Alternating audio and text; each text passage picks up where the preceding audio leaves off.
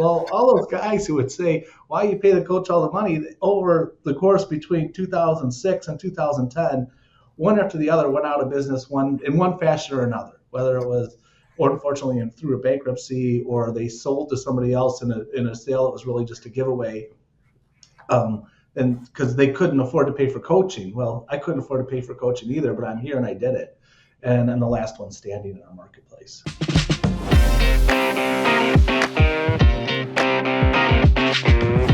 This is the Profitable Broker. Well, hello, everyone. I'm Wayne Einhorn from Inner Circle Broker Coaching, and I'm here today with Rob Shade from Remax Plaza, headquartered in McHenry, Illinois. Rob has offices in Illinois and Wisconsin. And one thing I know is that Rob knows firsthand how mastering financial management can transform a business. Today, we're going to talk about the challenges, the breakthroughs, and why getting a handle on the numbers isn't just smart. It's an essential part of building a brokerage that lasts. Rob, great to have you here. Welcome. Today, Rob, we're going to be talking about profitability and financial management. And I think you're the perfect guest to be able to reach out and teach other brokers about these topics. You know, I think about when we got started back in 2008, and you might think this is weird, Rob, but I remember the drive in your car from O'Hare Airport to your office. Isn't that bizarre? Yeah, that's funny. Crazy. I don't know why I remember. A lot of corn. there was, but first I remember there was a lot of construction. Always. We only have 2 seasons in Illinois. We have winter and construction season. Well, we must have been in construction. I know it was the summertime. But, before we start, tell us a bit about yourself. Tell us a little bit about how you got started and a little bit about Remax Plaza. Sure. So second generation broker owner. I got into real estate when I was 23, so a few years back. Worked with my father for a lot of years. He ran the business very different than I do currently and than I wanted to. He was a selling broker who made a lot of money selling real estate, and I'm sure some people can appreciate that and do that currently. When you make a lot of money selling real estate, there's nothing wrong with losing a little bit of money running the brokerage, and that was frankly his business model. I did really well with it for a long time. He had about, at the end when I purchased the company then in 2006, we had about 15 agents at that point. Fired one the first day, so we were down to 14. So if anybody else is running a real estate brokerage, you can only imagine how profitable we were with 14 agents. So in 08, I think that's when Wayne came on board with us, right, Wayne? And really focused on growing the brokerage and becoming next level and becoming profitable. And that was always one of my goals, was for the brokerage to be able to be profitable on its own without me having to list and sell. And not only that, be profitable enough to fuel my lifestyle and my life without having to list and sell. So grew over the years from one office, 15 agents, to now we have 7 offices, and I think we're at 138, 140 agents today. That's amazing, Rob. But congratulations on that. It's been a great success story. I was thinking back to 2008, and it's interesting the way you talked about the idea that so many brokers today, or at least where your brokerage came from, and I think so many brokerages today are the same, where they make a lot of money selling real estate, and some of that money goes back to subsidize the brokerage. And I always think that's so sad because there's such a big opportunity in brokerage. But, if you think about back 17 years ago, as we were, that ride in the car and got started in coaching, what were the kinds of things that kept you up at night? Payroll. Payroll, everything. I mean, everything keeps you up at night when you're living on the edge, when you're below break even, or even just right at break even. Any little thing is a tragedy. Everything did. Dave Ramsey has a saying, and if everyone's ever read the Dave Ramsey books, the first thing he tells you to do is to get an emergency fund and have money. And what he says in the book is that once you have an emergency fund, the emergencies aren't such emergencies anymore. So when you have no money, every little thing that happens is a complete travesty and the end of the world. If the copier breaks and you don't have $5,000 to fix the copier or buy a new one, that could be the end of the world to you, right? But when you have the money to do that, it's not a problem. And the more financially stable the company is, and the better off you are financially, the more things you're able just to take care of. The old saying that if you have a problem that can be fixed with money, and you have the money to pay for what needs to be done to fix the problem, you don't have the problem, you have an expense. Yeah, And that's the absolutely. total difference. Absolutely. You know what's funny, Rob? I was thinking about a story you told once about, and I think the story is really relevant based on what you were talking about in terms of where you were in 2008. And obviously, what was going on around us was a kind of market apocalypse, for lack of a better term. There wasn't a lot of hope then. We were all kind of wondering where things were going. But you said, hey, this, I was kept up at night by payroll, by expenses, and I didn't have an emergency fund. But you made an investment in coaching, and I love the story you tell about people who would call you, who would say, hey, what should I do? It's '08, and I'm Yeah. having this problem. What would you tell them when they called you to maybe tell Yeah, it? What? it's funny too. You call them, you talk to them, and you talk them through problems, and happy to help any way I can. I always say, well, you really should think about investing in a coach, and they would tell me how they can't afford it. And the honest truth is, when I started coaching, I couldn't afford it either. But I knew things had to change. I knew I had to invest in help and get some professional help and guidance. And people also would ask you at broker owner conferences, or they'd ask you at conventions, hey, how much do you pay a coach? Why do you pay a coach all that money? Well, all those guys who would say, why you pay the coach all the money, over the course between 2006 and 2010, one after the other went out of business, one in one fashion or another, whether it was, or unfortunately through a bankruptcy, or they sold to somebody else in a sale that was really just a giveaway. And because they couldn't afford to pay for coaching. Well, I couldn't afford to pay for coaching either, but I'm here and I did it. And I'm the last one standing in our marketplace. Yeah, that's such a great story, and I appreciate your help. You're sharing that. I know for Remax Plaza and for you personally, Rob, one of the keys to your value proposition is the support you provide your agents. I watch you get like you're energized when you talk about the things you're able to do for your agents. Let me ask this question. How important is running a profitable brokerage? How important is that in order for you to be able to provide that level of training and support and marketing and some of the social and social events and culture activities you have? How important is running a profitable brokerage to all that? Yeah, and that's a great question. You have to be profitable in order to support your agents properly. If you're not if you're not profitable, the story I always paint, the picture I paint is that when a brokerage is losing money, they start to resent the agents and they don't provide good service because the brokerage is losing money, and the person in charge there is saying, why am I doing this? All I'm doing is supporting these agents and they don't appreciate it. And the brokers start to resent the agents, and then the broker starts to provide poor service. And and then what happens in turn is then the agents start to resent the broker because the broker's not providing a good service to them and not providing the things. So without the funds, without proper accounting and proper reporting and figuring out where the money's actually going, what you're doing, you're not able to properly support the agents and do things. Um, Also, uncertainty. When you don't have good financial reports, what it breeds really is uncertainty. And when you're uncertain, you don't make decisions that you should make.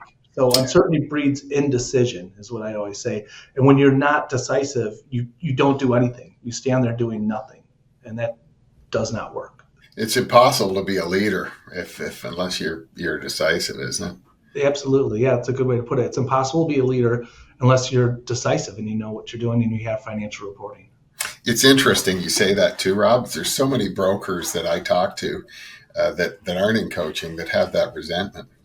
They resent their agents, and Yeah, and it's a normal, natural thing, and that's back to what you have to run a profitable brokerage that can support the agents, and it has to be good for the broker owner, the manager, and it has to be good for the agents. And either one of those things falls apart, and you start to build resentment. And either side's building resentment, it gets worse and worse and worse. I'm going to ask a question it's probably a little hard to answer, and that is the number one change. What is the number one change that you've made in how you run the brokerage that's made the biggest impact? And I know you talked about financial management. You have an incredible discipline around that, around forecasting and reporting and making sure everything is we know exactly what's happening in the business. But outside of that, what other changes have you made, or what's the biggest change that you've made that's had the largest impact? Ooh, put it down to one thing is really hard. I would say it's probably a lot of little things, Hmm. and daily focus, getting accountability for me as a managing broker. I think we'd all tell our agents, hey, you get some accountability. You need the accountability to keep you on track. And I feel as a managing broker, an owner of a firm, we need accountability. And who's holding us accountable? Who's helping us get to the next level and pushing us? One thing I couldn't say besides, I'll give you the plug, getting in coaching, getting in accountability, getting specialized knowledge. What are you paying for in coaching? You're paying for specialized knowledge. You're paying for somebody that's already been down the road before you that can help point you in the right direction and help you when you're having the challenging times. Yeah, thanks for that. Yeah, we call that insight. We provide insight in terms of what's going on next. Thank you for that, Rob. Recruiting and M&A has been a big part of your growth story. And I've seen you in that process. We've grown tremendously. As you said, it's this year over 30%. And here's a question for you. Over the past number of years, you and I have looked at both M&A opportunities and productive agents, highly productive agents. And it wasn't win-win, so we took a pass. How easy was it to take a pass? Because most brokers are, oh my gosh, like I got to, How easy was it to take a pass on those folks on the M&A opportunities and Yeah, productive? when you're running a good brokerage, it's a lot easier to say no.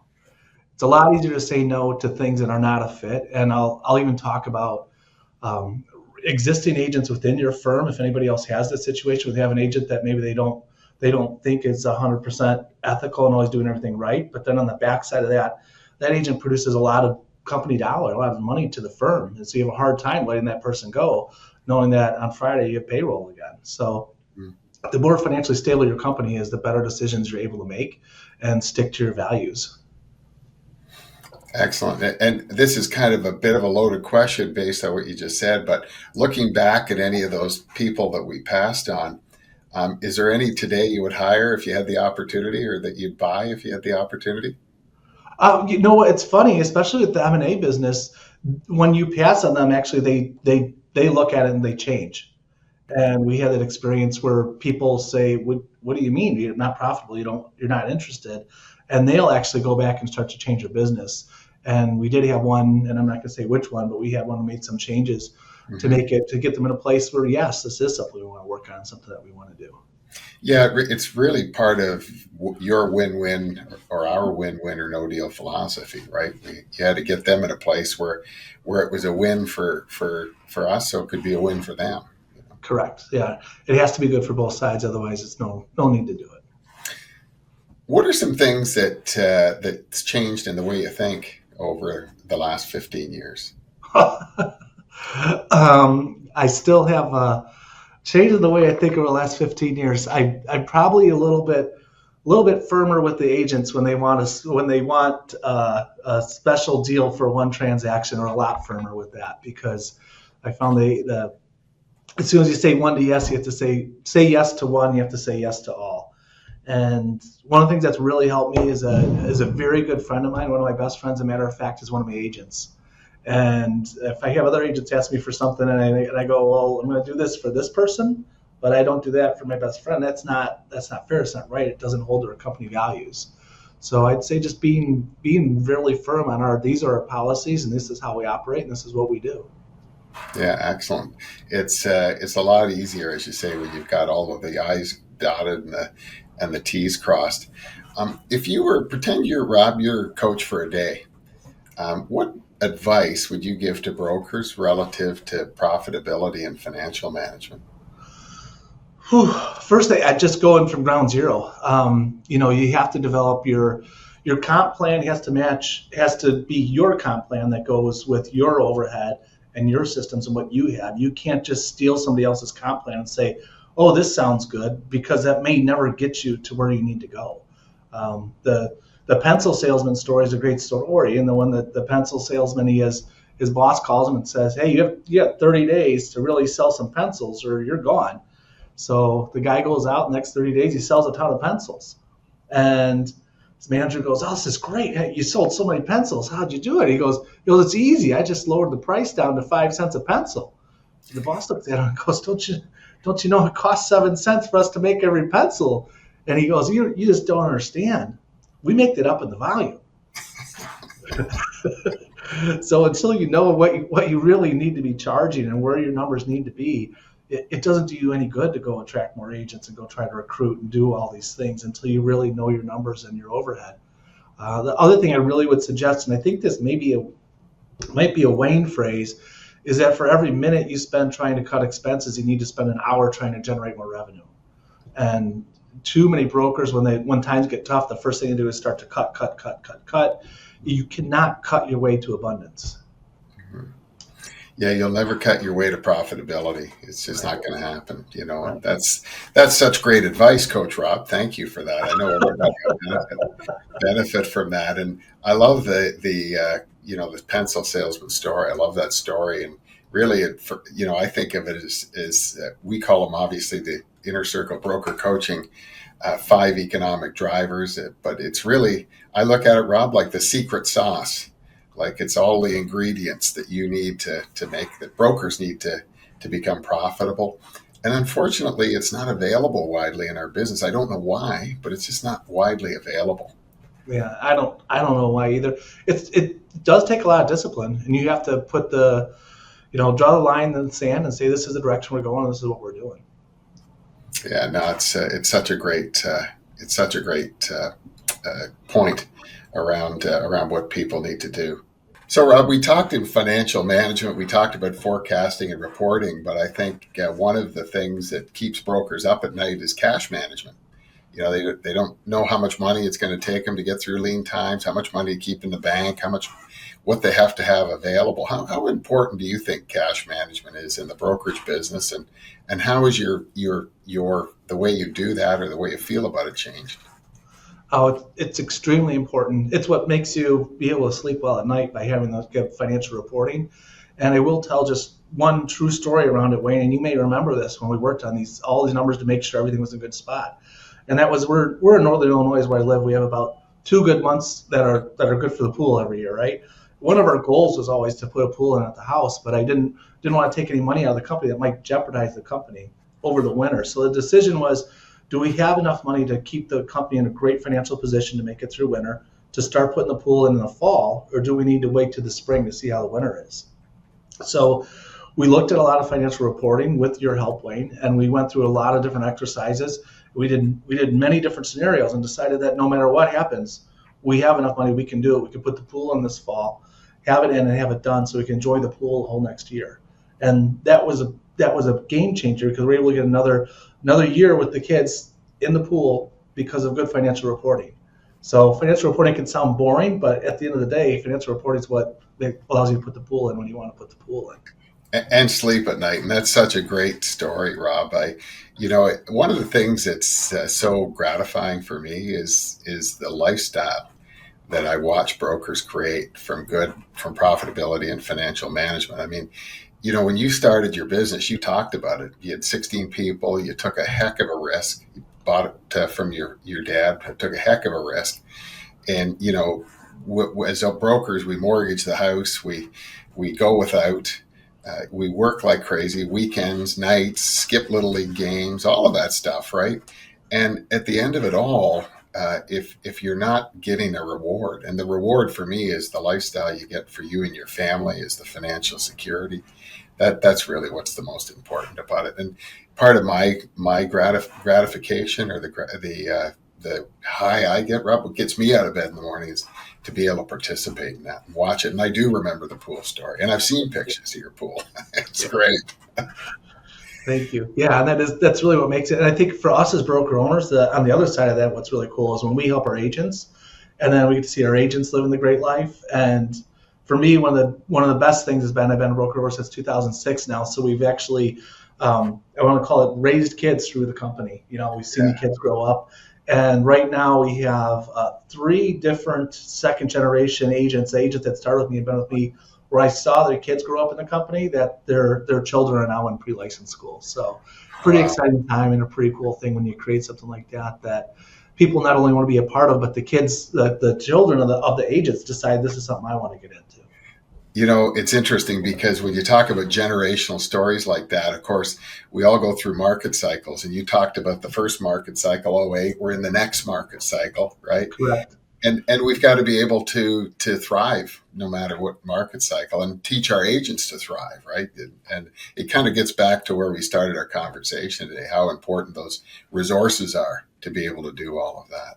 Yeah, they are, and you have to be consistent with financial reporting and resources, or you don't know there's any problem until you run out of money. And when you run out of money, you go, "Oh my God, where'd all the money go? We need to run a report and try to figure this out." But as you know, Wayne, from doing this for so many years, by the time we run out of money, it's too late. They don't let you play the game anymore by the time you're out of money. So you have to have the financial reporting to know what's coming down the pike before it actually hits you. Yes, absolutely. I have an old saying, Rob, which is, money is just the scorecard. It's how we keep score in business. But the problem with money is that if you run out of money, they kick you out of the game. Your leadership in the business has always been something I admire. And one of the things I love about what you do, it's interesting, we had an experience that I won't go into in great detail, but last year I said, hey, we got to do this, we got to do something. And it had to do with setting a goal. And, you were kind of like, oh, I don't want to do it, but you did it, right? Right. And you made it happen. And so you're a take charge kind of guy and making it happen. It's fantastic.